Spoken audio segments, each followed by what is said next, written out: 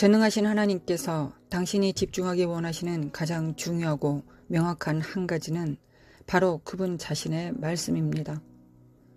우리가 성경을 깊이 파고들 때 기적적인 일이 일어납니다.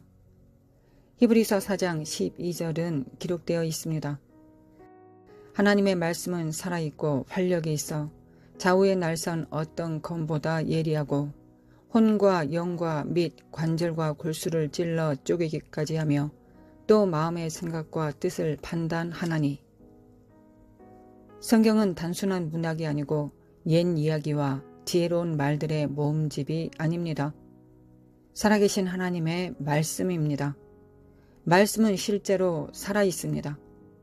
당신이 성경을 읽을 때 특정 구절이 당신에게 직접적으로 말하는 것처럼 당신의 마음이 뜨거워지는 것을 느낀 적이 있습니까? 그것은 우연이 아닙니다. 단순한 우연의 일치가 아닙니다.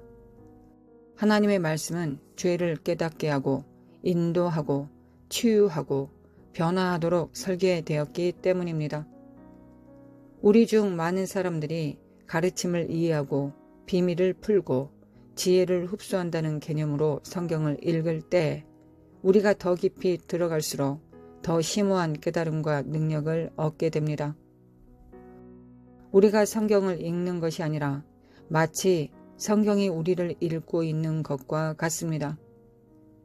우리의 삶의 한 겹을 벗어내고 우리 마음 구석구석까지 파고들어 아무도 볼 수 없다고 생각했던 숨겨진 것들이 조명됩니다. 하나님의 말씀에는 영감을 주고 신비에 가까운 특성이 담겨 있습니다. 그것은 단지 사람들의 삶과 가르침을 모아놓은 것이 아니라 역동적인 힘입니다. 이 영원한 책이 우리 영혼 깊은 곳까지 깊이 파고들 수 있다는 것은 얼마나 놀라운 일입니까? 그것은 인간의 눈이나 발명품으로는 할 수 없는 일을 합니다. 처방약도 할 수 없는 일을 합니다. 치료사도 할 수 없는 일을 합니다. 정신과 의사도 할 수 없는 일을 합니다. 성경은 우리가 묻어둔 비밀과 숨겨진 기억과 입 밖에 내지 않은 갈망을 드러냅니다. 우리의 실패, 우리의 결정, 우리의 잘못을 드러냅니다. 아무도 모르는 우리의 숨겨진 죄를 드러냅니다. 그 드러냄이 우리를 불편하게 만들 수 있지만 그것은 꼭 필요합니다. 우리가 성장하는 방법, 변화하는 방법이기 때문입니다. 하나님이 당신을 변화시키시는 방법이기도 합니다. 살아있고 활력이 있는 말씀은 비교할 수 없는 방법을 가지고 우리에게 말하고 있습니다. 나의 자녀여, 여기가 네가 비틀거리는 곳이다. 여기가 너의 방법을 고쳐야 하는 곳이다. 여기가 내가 나의 길에서 표류한 곳이다. 한 구절이 당신의 영혼을 꿰뚫고 당신을 성찰하게 만드는 것은 하나님이 당신에게 회개하고 개혁해야 한다는 것을 인식하도록 촉구하고 계시다는 신호이기 때문입니다. 그분은 당신이 길을 잃었던 곳과 당신이 돌아오기를 갈망하는 곳에서 부드럽게 속삭이고 계십니다. 하나님께서는 이것이 당신이 주의를 기울여야 할 영역임을 강조하시면서 당신의 주의를 불러 일으키시고 계신 것입니다. 하나님의 말씀은 단순히 우리가 고쳐야 되는 부분만 말씀해 주시는 것이 아닙니다. 단지 가르치고 감동을 주는 것만이 아닙니다. 단지 행동을 공고하는 것만이 아닙니다. 성경은 우리가 누구인지 뿐만 아니라 그리스도 안에 있는 우리가 누구인지를 반영하는 거울을 우리 영혼에 제공합니다. 우리 하나님께는 아무것도 숨길 수 없습니다. 히브리서 4장 13절이 그것을 분명하게 밝히고 있습니다. 지으신 것이 하나도 그 앞에 나타나지 않음이 없고 우리의 결산을 받으실 이의 눈앞에 만물이 벌거벗은 것 같이 드러나느니라. 성경 말씀이 당신에게 죄가 있음을 선언하고 성경 한 구절이 당신의 심장을 조금 더 빠르게 뛰게 하고 깊은 생각에 이르게 할 때 하나님의 무한한 사랑과 비교할 수 없는 지혜로 그분의 말씀을 사용하여 당신에게 말씀하시고 당신을 형성하시고 그분께 더 가까이 이끄십니다.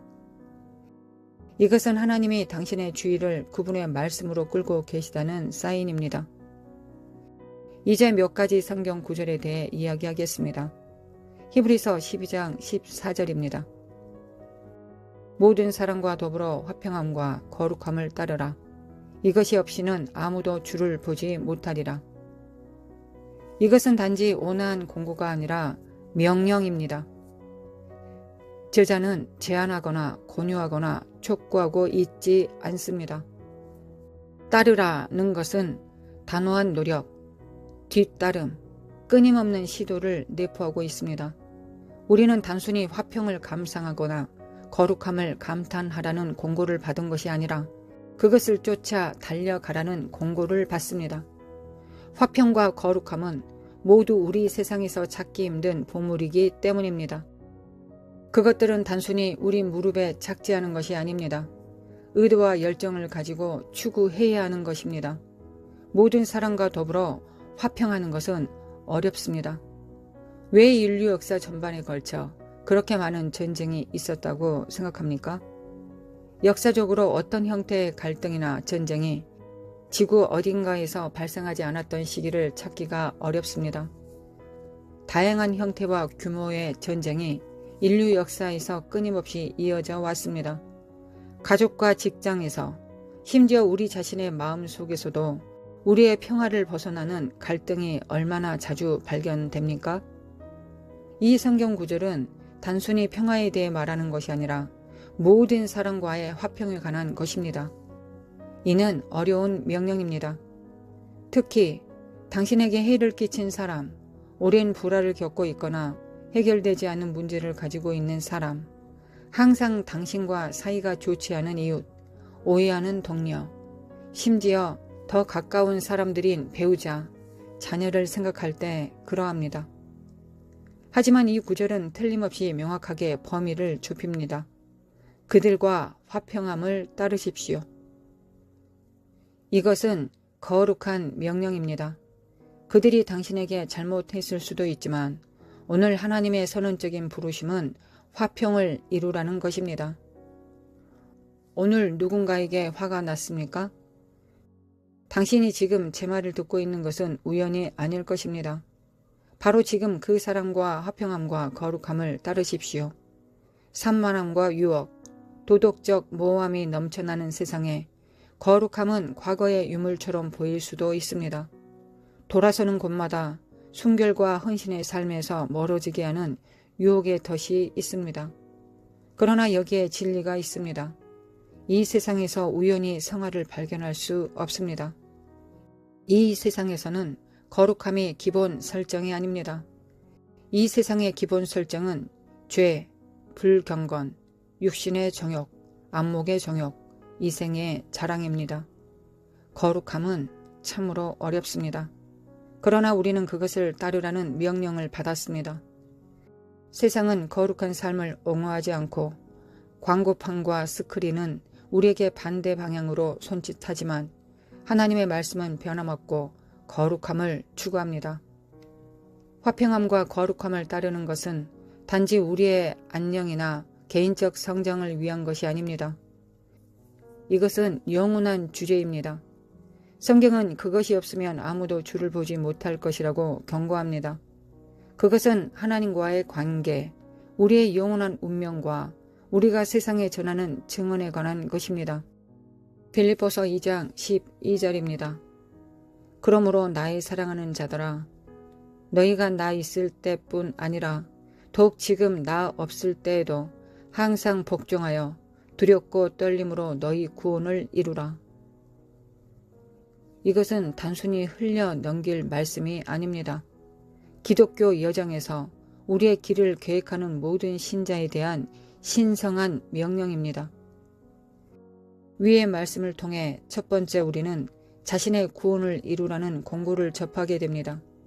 얼핏 보면 바울이 우리의 구원이 우리의 수고나 행위의 산물이라고 암시하는 것처럼 보일 수도 있습니다. 그러나 바울은 우리의 행위로 산 구원을 옹호하는 것이 아닙니다. 구원은 우리 구주께서 은혜롭게 베푸시는 값없는 선물이지만 바울이 강조하는 것은 이 선물을 부지런히 의도적으로 실천하며 살아가라는 것입니다. 우리의 믿음은 단지 느껴지기만 하는 것이 아니라 나타내어지고 살아있고 빛을 발하게 되는 것입니다.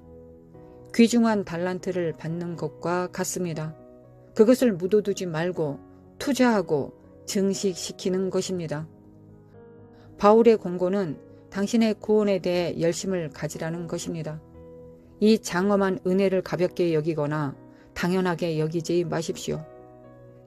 대신에 이 은혜가 성화 여정에서 박차를 가하도록 하여 날마다 자신을 연단하고 그리스도의 형상으로 빚어가도록 하십시오. 간단히 말해서 당신의 구원을 마땅히 진지하게 대하십시오. 그렇게 하고 있습니까? 그렇다면 당신이 무엇을 할 것인지 알고 있습니까? 모든 사랑과 더불어 화평함과 거룩함을 따를 것입니다. 두 번째 말씀의 의미는 한 문만 빼고 모든 문이 닫히는 것처럼 보일 때입니다. 그것은 종종 하나님이 당신의 초점을 포착하시는 방식입니다. 우리는 수많은 문과 마주한 교차로에 서 있는 것을 종종 발견합니다. 어떤 문은 매혹적이고 어떤 문은 눈에 띄지 않는 것 같지만 거기에는 신성한 나침반이 있습니다. 우리의 여정을 인도하시는 전능하신 분의 편곡입니다. 모든 문이 꽝 닫히는 것 같은 곳에 있는 자신을 발견한 적이 있습니까? 바로 그 순간 하나님은 무한한 사랑과 무한한 지혜로 당신의 마음을 부르고 계십니다. 그분은 혼란에 빠뜨리거나 낙담시키려는 것이 아니라 당신의 온전한 주의를 끌기 위해 그렇게 하시는 것입니다. 우리 하나님은 인도하시고 이끄시고 명령하십니다. 우리 하나님은 사랑이 많으신 아버지이십니다. 부모가 위험에 빠지지 않도록 손을 잡아주듯이 우리 하늘 아버지도 우리를 보호해 주십니다. 하나님은 우리 앞에 놓여진 함정과 늪과 올무를 미리 알고 계십니다. 우리를 함정에 빠뜨릴 수 있는 길을 분별하실 때 은혜와 친절로 그 문을 닫으십니다. 그리스도인의 성숙은 당신의 삶에 닫으신 문에 대해 하나님께 감사하는 지점에 이르게 합니다.